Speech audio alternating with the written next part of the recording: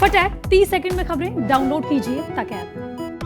दिल्ली में कोरोना के मामले पिछले 2 दिन से लगातार कम हो रहे हैं और इसके पीछे एक बड़ी वजह लेस टेस्टिंग भी है। लगातार टेस्टिंग भी जो है वो कम हो रही है। हमारे साथ आईएमए के finance secretary doctor Anil Goyal हैं, एक्सपर्ट भी हैं।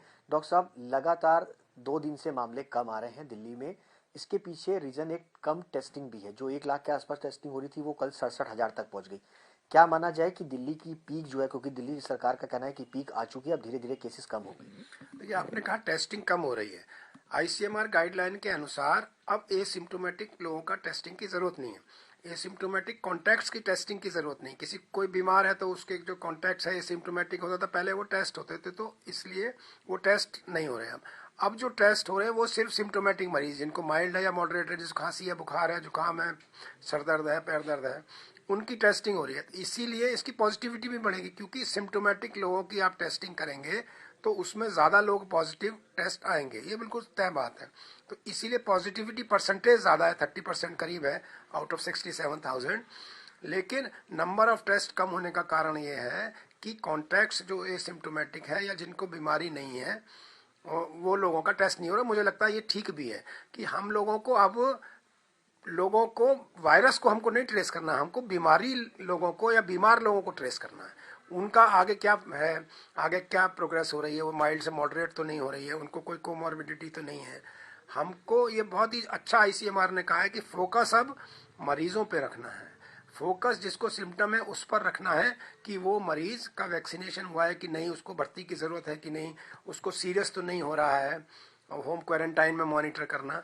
तो मुझे लगता है वो ठीक है। टेस्टिंग कम होना कोई ऐसी बुरी बात नहीं है, ठीक बात है बिल्कुल। सर, आपने कहा कि एसिम्टोमेटिक पेशेंट्स के अब टेस्ट नहीं होंगे। क्या लगता है कि अगर वो इसी तरीके से घूमते रहे तो क्या वो भी स्प्रेड जो है वो करेंगे या नहीं करेंगे, ये भी एक बड़ा सवाल है।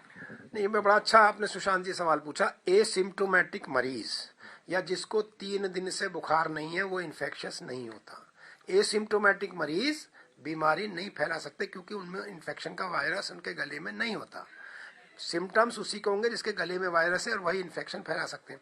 इसीलिए आईसीएमआर की गाइडलाइन आपने देखा हो कि 7 दिन की क्वारंटाइन में भी अगर आपको 3 दिन बुखार नहीं है तब आप बाहर निकल सकते हो। अगर मान लीजिए 7वें दिन आपको बुखार है तो आपको बाहर नहीं निकलना चाहिए।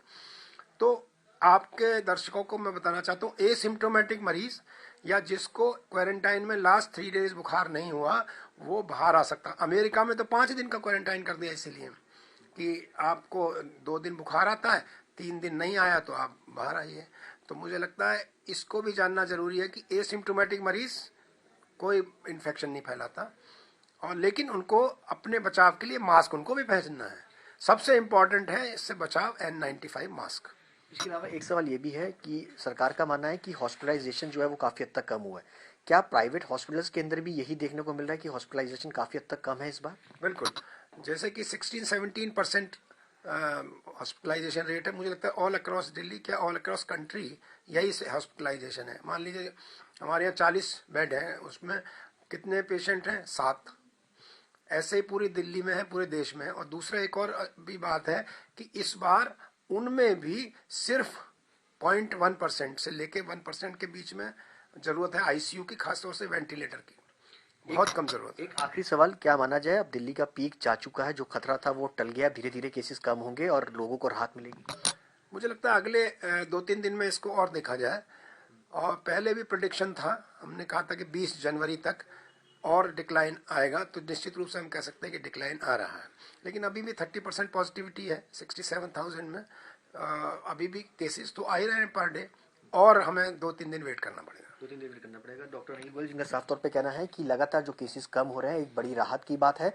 इसके अलावा टेस्टिंग कम होना कोई घबराने की जरूरत नहीं है। ये लोगों के लिए खतरे की घंटी नहीं बल्कि एक अच्छे पॉजिटिव संकेत है।